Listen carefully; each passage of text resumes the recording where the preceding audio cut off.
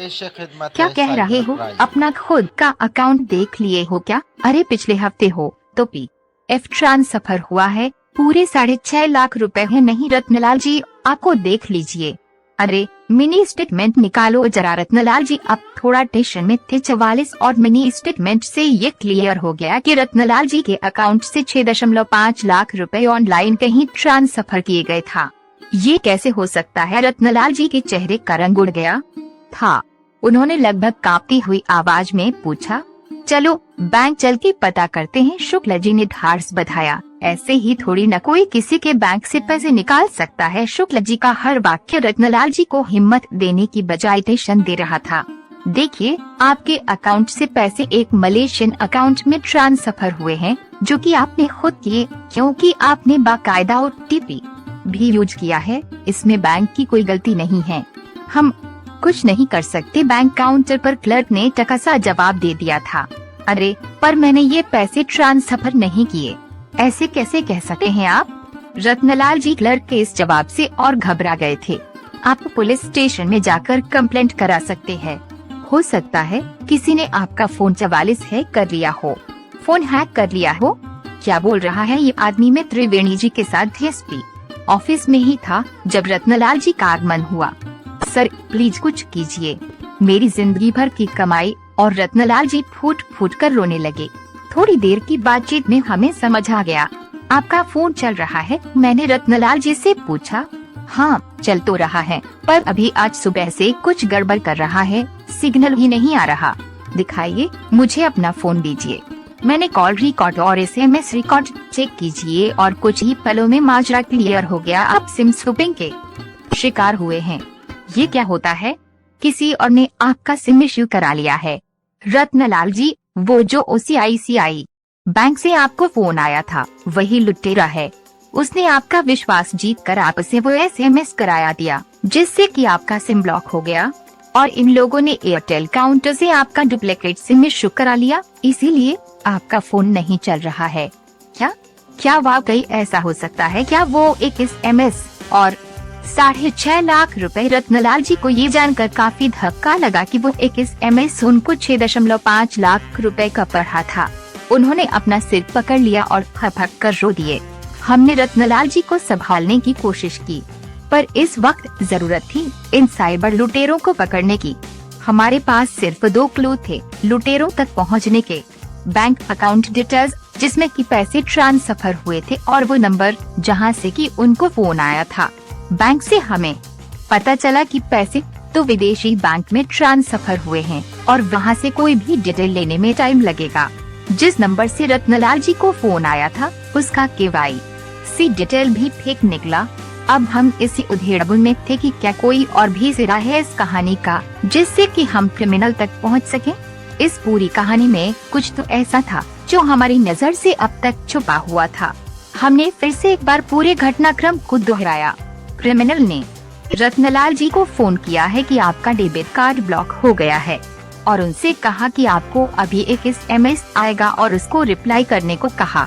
जैसे ही रत्नलाल जी ने SMS को रिप्लाई किया, उनका खुद का सिम कार्ड ब्लॉक। क्रिमिनल ने एयरटेल के किसी एजेंट को फेक ID देकर एक डुप्लीकेट सिम इशू हो गया कराया। भीम एप्लीकेशन इंस्टॉल किया और डुप्लीकेट सिम से बैंक अकाउंट का पूरा कंट्रोल ले लिया और उसके बाद उसने पूरे 6.5 लाख रुपए एक सिंगापुर अकाउंट में ट्रांसफर किए। हम त्रिवेणी जी ने सिर हिलाया। ये स्पूफ SMS के सर्वर से आया है, इससे इंफॉर्मेशन निकालनी होगी। ये जो डुप्लीकेट सिम है ये इसने इशू की है, हमें एयरटेल के उस एजेंट तक पहुंचना होगा। रत्नलाल जी को जो बैंक से SMS आया था वो एक स्पूफ SMS सर्वर से आया था, पर उस सर्वर से पूछने पर हमें IP एड्रेस मिल सकता है। हमने तुरंत एक मेल स्पूफ SMS सर्वर को लिखी। मेल में ये पूछा गया कि 7 जनवरी 2019 को सुबह 11:16 पर एक SMS इस मोबाइल पर भेजा गया है। इस समय किस यूजर ने आपका सर्वर एक्सेस किया था और उसका IP एड्रेस क्या था? त्रिवेणी जी ने तुरंत सब इंस्पेक्टर जितेंद्र को बुलाया और उसको ताकीद दी, तुम जाओ और ये पता करो कि रत्नलाल जी का नया सिम एयरटेल के किस वेंडर ने इशू किया था, उसको पूछताछ के लिए बुला लो। सर अब मेरा क्या होगा, मेरी बेटी की शादी कैसे होगी। रत्नलाल जी फूट फूट कर रोने लगे। 20 दिन बाद मेरे घर में शादी है। हमें पता था कि रत्नलाल जी के दिल पर क्या बीत रही थी। चिंता मत कीजिए, भरोसा रखिए, आपका पैसा वापस भी आएगा और आपकी बेटी की शादी भी धूमधाम से होगी। त्रिवेणी जी ने रत्नलाल जी को ढाढ़स बंधाते हुए कहा। मैंने त्रिवेणी जी की ओर देखा।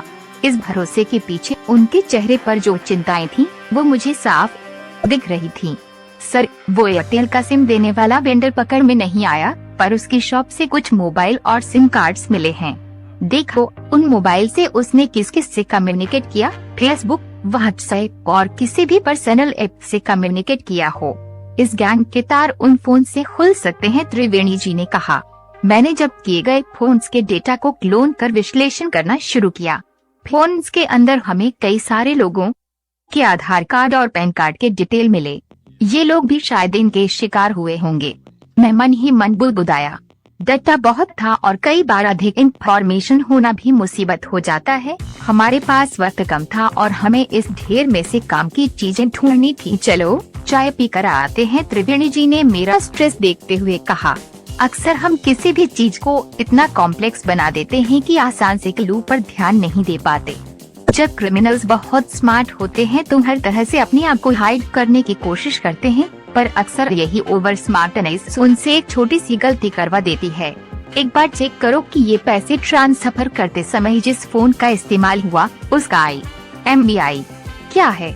मैं इसे कैसे भूल सकता हूँ, मैंने सिर पकड़ते हुए कहा। कुछ ही पलों में वो मोबाइल फोन का IMEI हमारे सामने था और जो भी सिम उस फोन पर यूज किए गए थे वो मोस्टली क्लोनेट सिम ही थे, जिनसे क्रिमिनल ने इन लोगों को भी ठगी का शिकार बनाया होगा। उनके क्लोनेट सिम थे। ये तरकीब भी काम नहीं आई थी, पर इस बार हमारे पास लगभग 5 IP एड्रेस थे। हमारी कोशिश थी कि यदि हम क्रिमिनल की लोकेशन जीरो इन कर पाएं, एक बार हमें भी मेप सर्वर से भी IP एड्रेस लॉग ले लेना चाहिए कि जब अब इन अकाउंट से कोई बैंकिंग ट्रांजैक्शन हुआ, ये एप्लीकेशन उसे हुई तो उस समय डिवाइस का IP एड्रेस क्या था। शाम तक सर्वर का लॉग आ गया था और हमारे पास अब करीब 17 डिफरेंट IP एड्रेस थे। जब डिफरेंट विक्टिम्स के अकाउंट से ट्रांजैक्शन किया गया था, जब मैंने एक एक करके IPs को माप करना शुरू किया ऑपरेटर्स के साथ, तो एक चौंका देने वाली जानकारी सामने आई। अरे ये तो सिर्फ ब्रॉडबैंड का IP है, ये तो किसी सोसाइटी का है। इसका मतलब है इस ट्रांजैक्शन के वक्त वाईफाई यूज हुआ है। अब जरूरत थी सिर्फ ऐसे जानकारी लेने की कि इस वक्त ये वाईफाई वाला IP एड्रेस किसने यूज किया। अगले दिन दोपहर इंस्पेक्टर जितेंद्र का मुझे कॉल आया।